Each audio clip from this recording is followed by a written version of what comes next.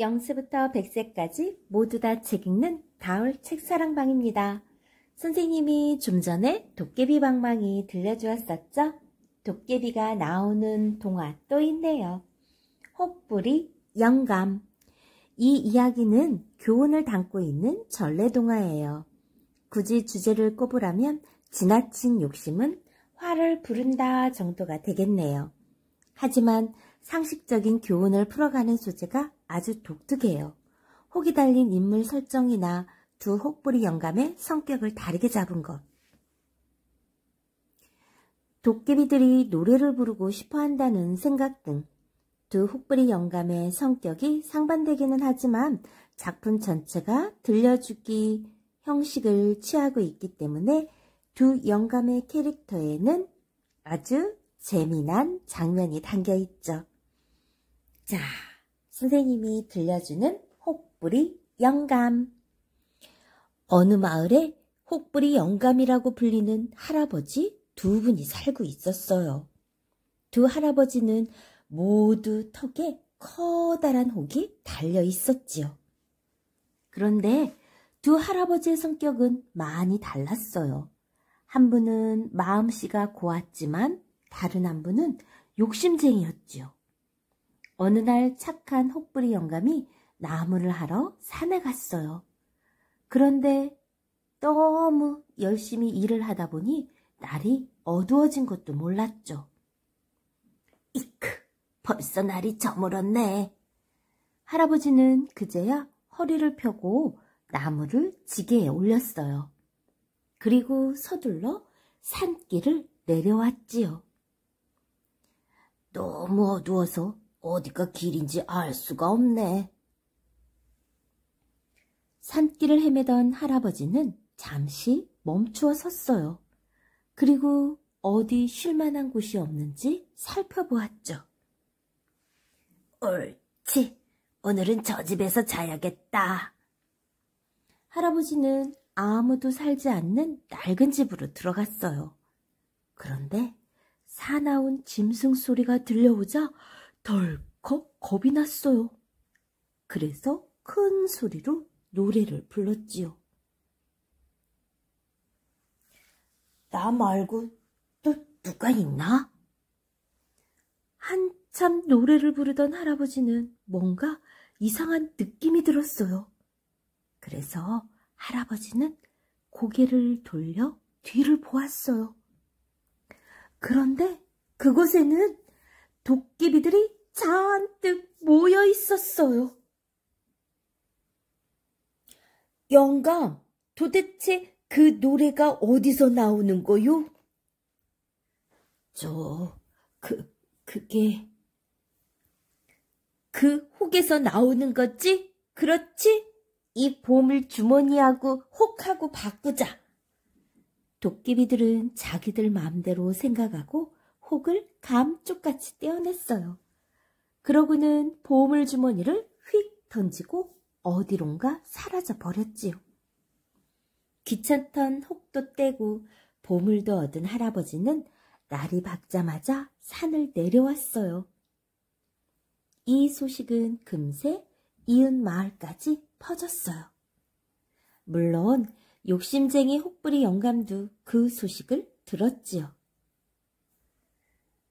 나도 오늘 밤 그곳으로 가봐야겠다. 착한 할아버지에게서 모든 이야기를 들은 욕심쟁이 할아버지는 얼른 산으로 올라갔어요. 그리고 밤이 오기를 기다렸죠. 이제 슬슬 노래 불러볼까? 욕심쟁이 영감은 혹도 떼고 보물도 얻을 생각에 목이 터져라 노래를 불렀어요. 조금 있으니까 정말로 도깨비들이 나타났어요. 이 거짓말쟁이! 도깨비들은 화가 잔뜩 나서 착한 할아버지에게서 떼어낸 혹까지 욕심쟁이 할아버지에게 붙여주었어요. 아이고, 이게 뭐야? 혹 때려다 혹 하나 더 붙였네. 욕심쟁이 할아버지는 발을 동동 구르며 엉엉 울었어요. 하지만 이미 소용없는 일이었죠. 어떤가요? 착한 일을 하면 복이 찾아오고 나쁜 일을 하면 벌이 찾아온다. 권선징악. 또 욕심을 부르면 화를 부른다. 욕심을 갖지 않도록 해야겠어요. 내가 갖고 있는 걸 남과 함께 나누는 마음. 여러분이 한번 직접 체험해 보세요. 좋아요, 구독 꾹 눌러주시면 선생님이 재미난 이야기 계속해서 들려줄게요. 감사합니다.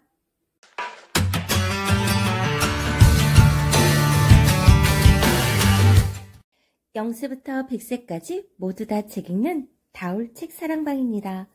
언어인지 발달에 도움 주는 이야기, 도깨비 방망이. 옛날 먼 옛날에 두 형제가 어머니를 모시고 살고 있었어요. 동생은 마음씨가 착했지만 형은 욕심쟁이였답니다. 어느 날 동생이 산으로 나무를 하러 갔어요. 어디선가 도토리 하나가 땡땡을 굴러왔어요. 어머니한테 갖다 드려야지. 동생은 얼른 도토리를 주머니에 넣었어요. 그런데 조금 있으려니까 도토리 하나가 또 땡땡을 굴러왔어요. 이건 형님한테 갖다 드려야겠다. 동생은 도토리를 주워서 주머니에 또 넣었어요. 그런데 이를 어쩌죠? 동생은 너무 열심히 나무를 하다가 날이 어두워진 것도 몰랐어요. 오늘은 할 수 없이 숲속에서 자야겠는걸. 그러다가 오두막집 하나를 발견했지요. 동생은 오두막집으로 들어가서 자리에 누웠어요. 그런데 무슨 일이 일어난 걸까요? 북소리가 둥둥둥 나더니 쿵쾅 쿵쾅 도깨비들이 몰려왔어요. 깜짝 놀란 동생은 얼른 다락으로 올라갔죠. 도깨비들은 밤새도록 노래를 부르고 춤을 추면서 놀았어요.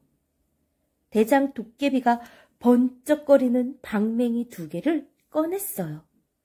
하나는 누런 금방방이었고 다른 하나는 허연 은방망이였어요. 금 나와라 뚝딱!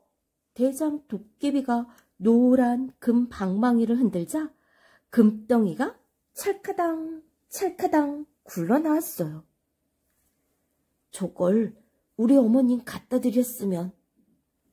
동생이 다락에서 중얼거렸어요. 은 나와라 뚝딱! 그러자 이번에는 은덩어리가 쫘르르 쫘르르 굴러나왔어요. 저건 우리 형님 갖다 드렸으면. 동생이 또 중얼거렸어요. 어디서 이상한 소리가 난다. 아이고, 사람 냄새예요. 다락에서 나는 게 틀림없어요. 도깨비들이 우르르 다락문 앞으로 몰려왔어요. 동생은 무서워서 간이 콩알만해졌죠. 좋은 수가 있다. 깨많은 동생은 주머니에서 도토리를 꺼내 딱 깨물었어요. 이게 무슨 소리지? 대들보가 부러지는 소리 같은데요? 도깨비들은 벌벌 떨면서 다락을 쳐다보았어요. 그때 동생은 또 하나의 도토리를 딱 깨물었어요. 어이쿠, 집이 무너진다! 도깨비들은 소리를 지르며 도망을 갔어요. 밖이 조용해지자 동생은 살금살금 방으로 내려왔어요. 와, 금덩이와 은덩이가 가득하네. 동생은 금덩이와 은덩이를 가지고 집으로 돌아왔어요. 동생은 어머니와 형님에게 지난밤에 있었던 일을 말해주었어요. 에이, 이런 바보. 금방망이, 은방망이를 가지고 오면 더 큰 부자가 될 수 있을 텐데. 이렇게 생각한 형님은 자기가 직접 도깨비를 만나러 가기로 마음먹었어요. 형님은 동생이 갔던 산속으로 들어가 나무를 했어요. 도토리 하나가 떼그르르 굴러왔어요. 웬 도토리야? 두었다가 나 먹어야지. 형님은 중얼거리며 도토리를 주머니에 넣었어요. 도토리가 또 하나 떼그르르 굴러왔어요. 이것도 두었다가 내가 먹어야지. 형님은 또 도토리를 주머니에 넣었어요. 날이 저물자 형님은 일찌감치 오두막집으로 가서 다락에 숨었어요. 이윽고 도깨비들이 몰려왔어요. 도깨비들은 밤새도록 노래를 하고 춤을 추었지요. 새벽이 되자 대장 도깨비가 도깨비 방망이 2개를 꺼냈어요. 이때다! 형님은 얼른 도토리를 딱 깨물었어요. 이게 무슨 소리야? 다락에서 난 소리 같습니다. 도깨비들이 다락문을 열고 형님을 끌어냈어요. 네가 지난번에 우리 금덩이와 은덩이를 훔쳐갔지? 도깨비들은 화가 나서 방망이로 형님을 마구 때렸어요. 날이 새자 형님은 엉금엉금 기어서 마을로 돌아왔어요. 그리고 다시는 욕심을 내지 않았답니다. 선생님 어렸을 적에 불렀던 도깨비 방망이 노래 한번 들어보실래요? 이상하고 아름다운 도깨비 나라 방망이로 두드리면 무엇이 나올까? 금 나와라 와라 뚝딱 은 나와라 와라 뚝딱. 이렇게 선생님 어렸을 때는 노래를 부르며 이 도깨비 방망이 이야기 읽은 게 생각나네요. 소리나는 말, 흉내내는 말이 들어있는 도깨비 방망이. 조금 더 이야기해 줄게요. 시간 되는 친구들은 들어보세요.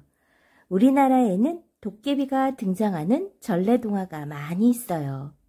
대개의 도깨비들은 아이들의 친구 혹은 나쁜 사람을 혼내주고 착한 사람에게 복을 주는 인물로 설정되어 있죠. 그러면서 아이들을 상상의 세계로 안내하는 존재이기도 해요. 성격이 다른 두 형제가 어머니를 모시고 살고 있었죠. 형은 욕심쟁이였고 동생은 마음씨가 아주 착했죠. 그런데 이 대조적인 성격은 극단적으로 비교되지 않고 이야기 속에 자연스럽게 녹아 있어요.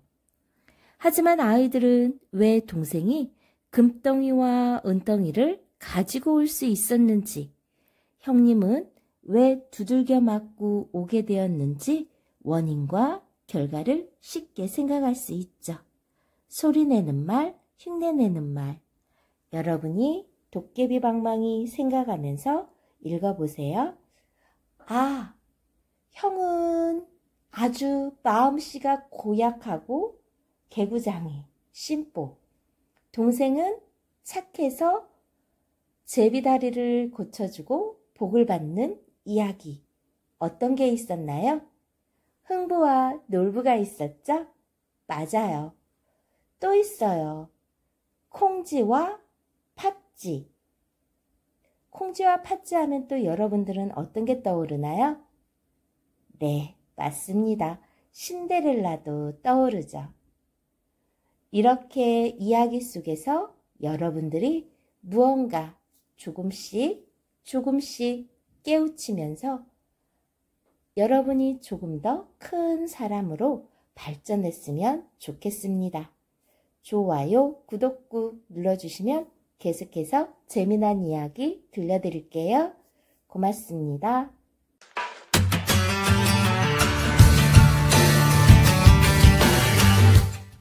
0세부터 100세까지 모두 다 책 읽는 다올 책사랑방입니다.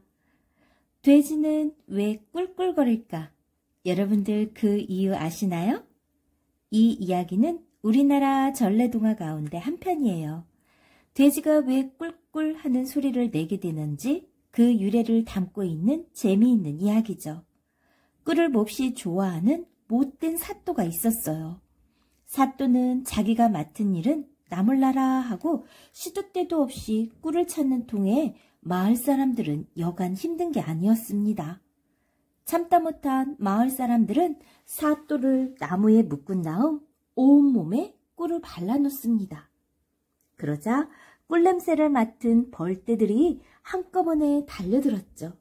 결국 사또는 벌에 쏘여 죽었다가 다시 돼지로 태어나는데 그때부터 돼지가 꿀꿀하며 울게 되었다는 내용이에요. 자, 우리 돼지는 왜 꿀꿀거릴까? 한번 들어보세요. 아주 오랜 옛날이었습니다.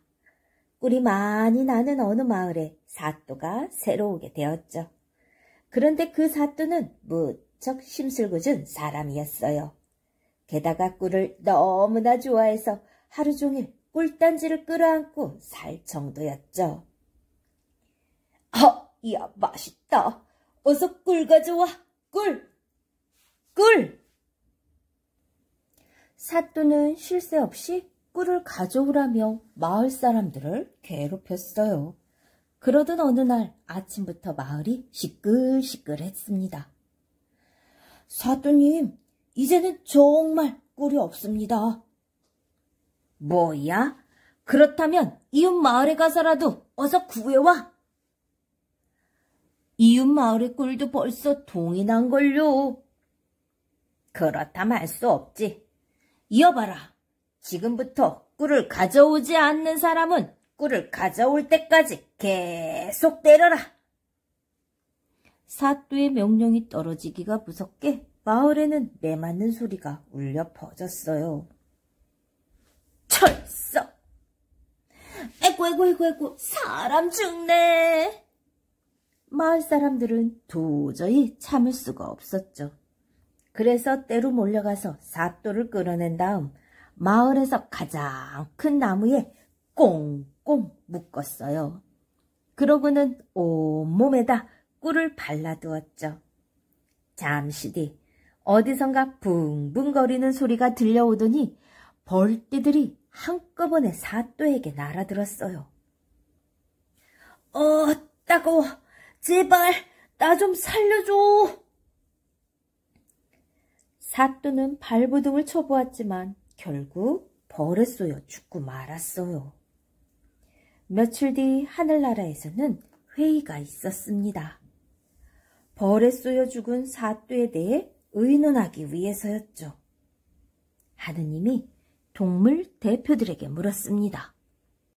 사또를 무엇으로 태어나게 하면 좋겠느냐? 심술궂은 놈이니 사람으로 태어나게 하면 안 돼요. 동물로 태어나더라도 나 같은 호랑이는 싫어요. 나도 싫어요. 동물들은 약속이나 한 듯이 고개를 절레절레 흔들었습니다. 고약한 사또가 자기와 같은 모습으로 태어나는 걸 아무도 좋아하지 않았으니까요. 그런데 회의가 거의 끝날 때까지 아무런 대답을 하지 않는 동물이 있었습니다. 바로 먹을 것에 정신이 팔려있던 돼지였지요. 돼지야, 네 생각은 어떠냐? 하느님이 몇 번이나 돼지의 생각을 물어보았지만 돼지는 들은 척도 하지 않았습니다. 그래서 하느님은 사또를 돼지로 태어나게 하기로 결정했습니다.